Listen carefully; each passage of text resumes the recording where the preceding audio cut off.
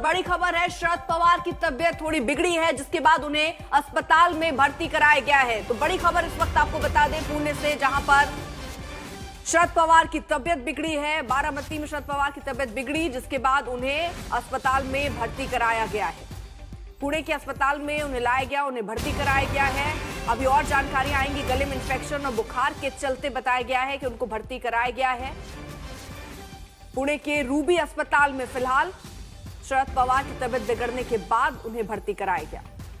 बताया जा रहा है गले में कोई इंफेक्शन और खराश की समस्या थी, जिसकी वजह से उन्हें अस्पताल में भर्ती कराया गया।